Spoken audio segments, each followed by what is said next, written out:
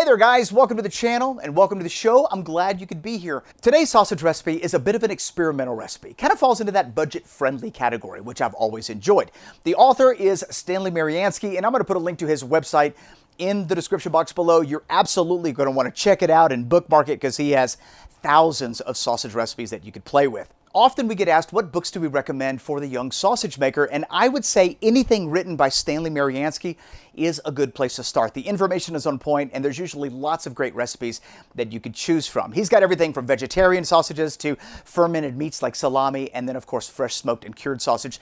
A whole bunch of books to choose from. Matter of fact, later this month we're going to be giving away his latest book, 1001 Greatest Sausage Recipes, as part of a sausage making bundle. You're not going to want to miss that giveaway, so be sure to subscribe if you're not already. It's now time for a major product giveaway and a word from our sponsor, The Sausage Maker. The Sausage Maker is your one-stop shop for all your sausage making supplies. They have everything you need, whether you're just getting started and you need to gear up for your sausage making journey, or you're an experienced salami maker, The Sausage Maker's got you covered. We've been buying from them for over 10 years, and their products and equipment are top-notch. You can't go wrong. I'm going to put a link to their website, sausagemaker.com, in the description box below. Be sure to check them out every time you need sausage making supplies. And now for the Sausage Maker's product giveaway. This is their second giveaway so far this month. There are 3 remaining, and just to let you know, you can enter into every one. This week, the Sausage Maker is going to be giving away a 50-pound meat mixer. This meat mixer is absolutely amazing. You can mix your meat in this mixer manually with the hand crank,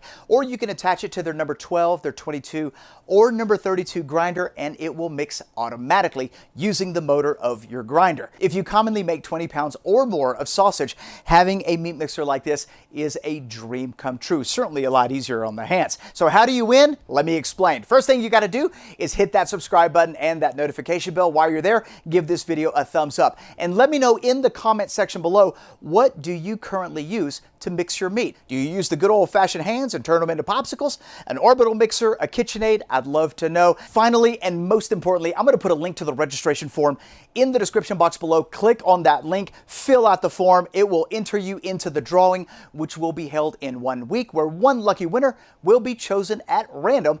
I hope you win. Thanks a lot, Sausage Maker, for sponsoring this series. Now let's make the beef and bean burrito sausage, shall we? Are you ready for today's sausage? Beef and bean burrito, here we go. Hog casings are first on the list. You could use whatever size casing you want. I'm going to go with 32, 35 millimeter. Nice chunky sausage here. We got these from the Sausage Maker. And as I usually do, I'll prepare these the night before. I'm just going to pull one strand out and give that a nice flush, a rinse, and we're going to place that in some water with a little bit of baking soda. Why do we add baking soda to the water? Because it really doesn't tenderize the casing. Let me explain. When you add baking soda to the water, you alkalinize the water. And I've noticed that the alkalinized water tends to make the casing more slippery. This means it's easier to put on your horn. It reduces casing blowouts. If you happen to get a knot, it's super easy to undo the knot. Very easy, no big deal. This is going to go in the refrigerator overnight. If you can't do overnight, at least do 4 to 5 hours. Let's look at the meat. So obviously we're going to be using beef. Beef is a large portion of this recipe, and in this case I'm just using lean beef. I'm looking for roughly about 500 grams. You will find a recipe link in the description box below. Nailed it. In the event that you want to make this recipe, and let me warn you, this is a pretty wild recipe.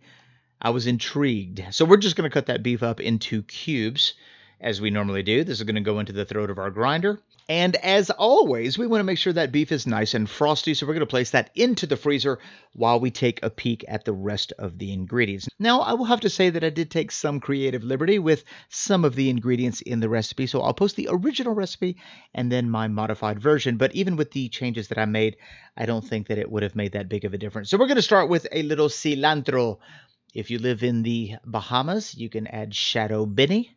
Or in Latin America, you can add culantro. We're also going to be adding jalapeno. You can add serrano, habanero. You can omit it. It's really not that big a deal. I'm just going to give that a rough chop, and then we're going to add a bit of an onion. Now, all of this is going to be ground with the meat, and that's going to give us better distribution of our vegetables. So just a little chop, throw that into the mix. We're now going to add a little minced garlic. And let's look at this next ingredient, potato flour. So this is very different than potato starch. Potato flour actually has a slight slight potato flavor.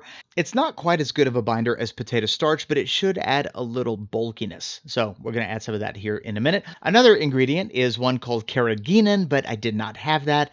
And the recipe did say that a suitable substitute is flavorless gelatin. And so that should help thicken this sausage up a little bit. We'll see how it works. Like I said, totally an experiment. Next, we have non-fat dry milk. Now, if you have potato starch, that works as well. I typically use potato starch in my sausages, but this particular recipe called for non-fat dry milk, and I had it, so we'll see what happens. Refried beans, another big part of this low-fat, budget-friendly sausage. You can make your own from scratch. You could buy some already made in a can. Either way is fine. I think I bought some in a can, and that's what we're going to be using right here. All right, so let's go ahead and get the spices together. There's our non-fat dry milk. We're going to come back with some salt and then some pepper. Don't forget about the Mexican oregano, some chipotle powder, and whatever you do, don't forget the cumin. We're just going to add a tiny little bit to the mix. There's our potato flour, and then we're going to finish this off with our gelatin. And there we go. That's our powders. Let's add some cheese. Why not, right? The recipe didn't call for cheese, but I thought, you know what? I like cheese in my burrito. Let's make that happen. That's the cool thing about experimenting with these sausage recipes. You can kind of do whatever you want. And then blame the recipe when it doesn't turn out right. Okay, let's grind everything up on a 6mm plate. We're using a number 12 grinder from the Sausage Maker. Brilliant little grinder, and we're going to be giving one away in an upcoming episode. So if you're not subscribed, click that subscribe button. I don't want you to miss out. Let's go ahead and add our meat, our vegetables, and give it a grind.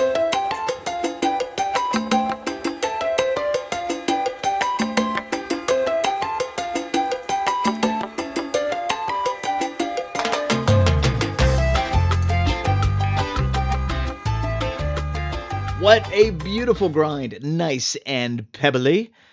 And I don't know if you've noticed, but we are not adding fat to this recipe. So that is 100% beef and vegetables. Very, very good. Let's give it a mix. We're using a KitchenAid stand mixer to mix up this recipe. At this point, we're going to go ahead and mix in the rest of our ingredients. So refried beans going in.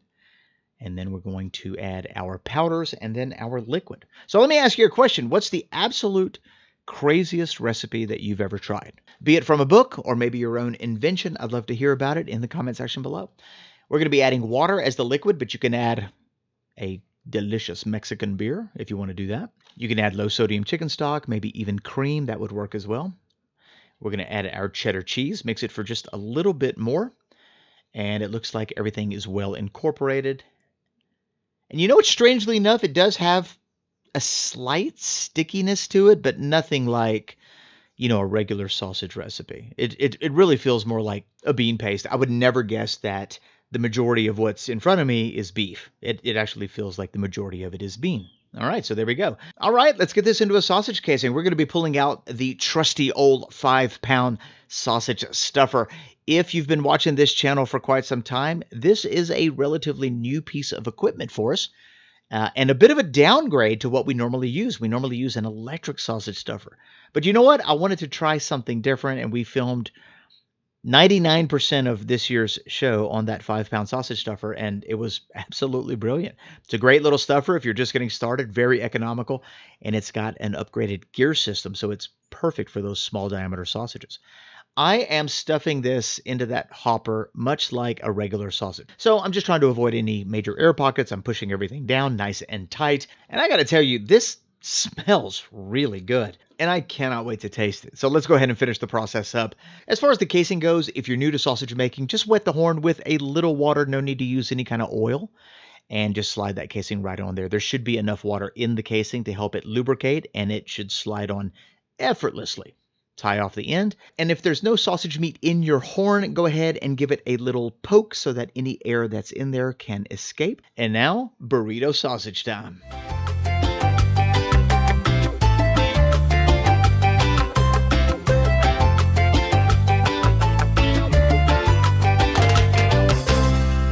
We're going to be doing 5 or 6 inch links here, not a big problem. The first one we're going to twist 3 times forward, the second 3 times towards us, the third 3 times forward. You kind of get the idea. You're going to alternate 3 times forward, 3 times backwards, and you're going to get nice, tight plump links, and that's what it's going to look like. Once you're done, we're going to put this on a rack. There is a lot of stuff going on in this sausage, and I want to make sure that the flour gets absorbed, those spices get absorbed, everything kind of marries and mingles and does its little thing in the refrigerator. We are going to poke out any air pockets, which should help the casing adhere to the beans. I've never really said that before.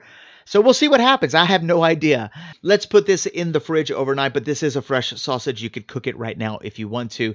It is now the next day. I'm going to turn my oven on to about 250 degrees. We're going to bake these beef and bean burrito sausages just to get them set, and then I'm going to finish them on the grill. Internal temp coming out of the oven is about 130. We're going to finish these off on the grill, give them a little color, add a little flavor. And I do want that cheese to be a little soft, a little melty. You know what I'm talking about? That normally happens at around 150 Fahrenheit. So at 150, I'm going to pull these sausages, and looks like we're there.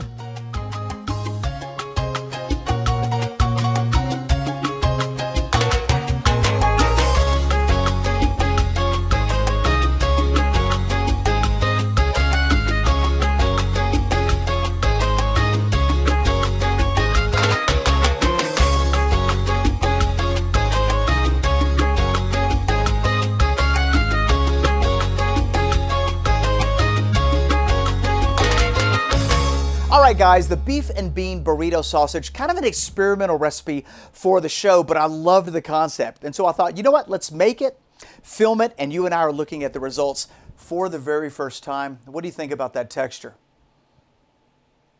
A little bit softer, a little bit finer than most of our other sausages. Smells amazing, though. It smells exactly like a beef and bean burrito. Now, it will be interesting to see what the mouthfeel is like because a large portion of this recipe is refried beans. And so, you know what? Let's just go ahead and dive on in.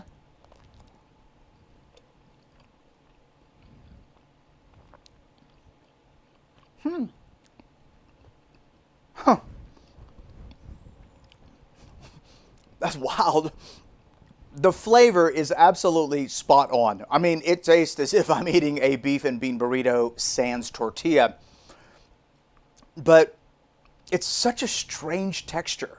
The texture is ultra soft. I mean, it's definitely holding together here inside the sausage, but when you bite into it, you're getting that refried bean element along with the ground beef. That's all cooked up nicely. Let me take one more quick bite. Okay. For starters, I am having a very difficult time coming to terms with this sausage. I love the filling. The filling is amazing. I mean, it is a lot softer textured than most of our other sausages, but the flavor is incredible. The cheddar adds a beautiful touch, but for me, it's just not working. I think if I were going to make this recipe again the way that it was written, I would just throw everything into a skillet, heat it up till it was nice and cooked, and then just toss it in a taco tortilla or even a bun. It'll be equally delicious and a whole lot easier.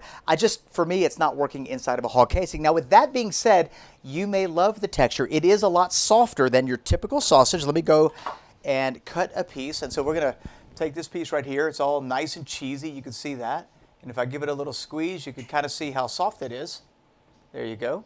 If you wanted to firm this sausage up, I think you can modify the recipe by increasing the potato flour and increasing the potato starch. That's going to bring a little more density to the sausage, but it's always going to be a little on the soft side, and that's what you can expect from the beef and bean burrito sausage. So for me as a sausage, not a huge fan. You may like it. I'm going to put the recipe in the description box below. Let me know if you make it, and more importantly, let me know what you think about the beef and bean burrito sausage. Thanks for watching this video. If you enjoyed this video, give it a great big like, and don't forget, in today's episode, the Sausage Maker is giving away a 50-pound meat mixer. This meat mixer is absolutely incredible. It mixes your meat without generating a lot of heat so that you can make amazing sausage. Check out the details at the beginning of this video. If you missed it, it's not too late to register. The drawing will be in 1 week, and I hope you win. If you are new here and you like this kind of content, smash that subscribe button and that notification bell because you caught us smack dab in the middle of a month